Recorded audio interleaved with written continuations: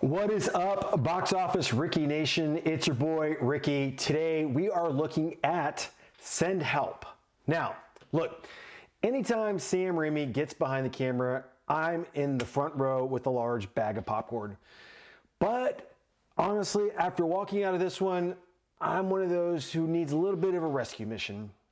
So here is the setup for Send Help. It's a corporate retreat from hell. The plot is basically Survivor meets The Devil Wears Prada, but with more blood.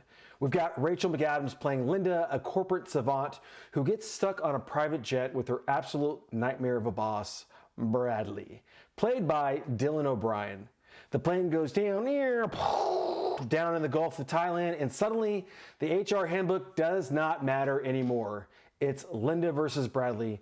The trailers made it look like this gritty man against nature epic, but the movie has a total identity crisis. Is it a survival drama? Is it a horror? To me, it's a total mess that never quite decides where to land. Let's talk about the pigs in the suit problem. So the first half of the movie is a real slog. The writing feels so forced. They make these macho executive characters mean just for the sake of being mean. And honestly, it feels like a leftover script from the peak Me Too era. This is an all men are pigs. Things has been beaten down to death. And so I wanted an antagonist who was actually clever or psychologically cruel in a deeper way. Instead, we're getting this surface layer jerks, these surface layer jerks who aren't really very believable. It's kind of lazy, and frankly, I'm over that, that trope. Let it die already. And then let's talk about the visuals versus reality. And can we talk about the island? I wanted more of a Castaway grit. I wanted to feel like the humidity in the sand.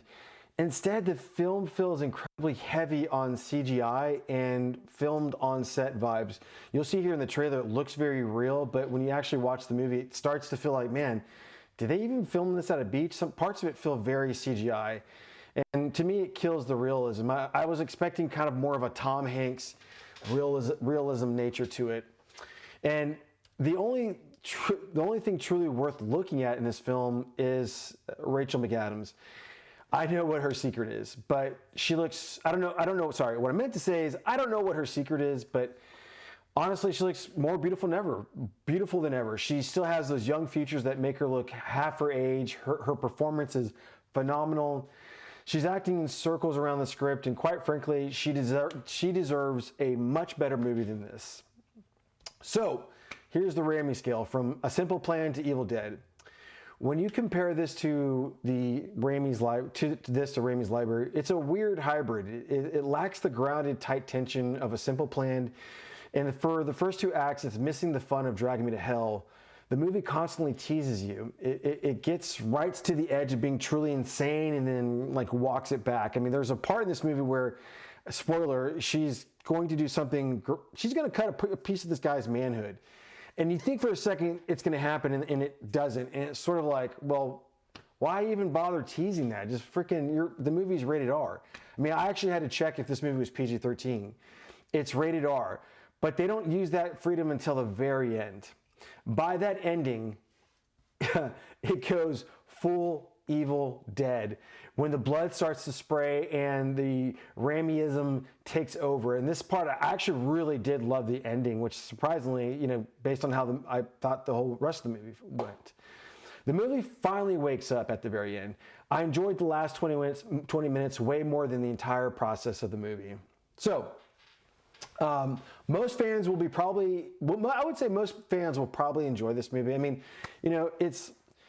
I think it's a pretty straightforward movie. I think it's enjoyable, but it's also forgettable at the same time. But for me, the sum of the parts doesn't make it a great film. It's a 10-star ending and a 5-star setup.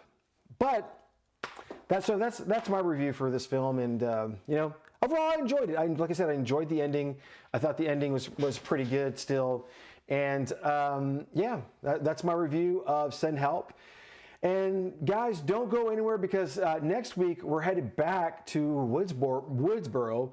Scream 7 is finally hitting theaters. Kevin Williamson is back directing. You may remember he directed the first film. Sydney's back, and the rumors about Stu Macho are hitting a fever pitch. So I'll have all the thoughts on this one, but hey, that's just one man's opinion. So I'm going to sign off here, guys. Thank you so much for watching.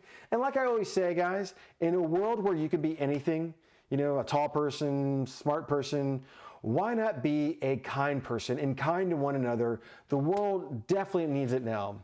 So I'm Ricky. I'll see you at the box office. And yeah, thank you guys for watching. I will see you next week. Take care.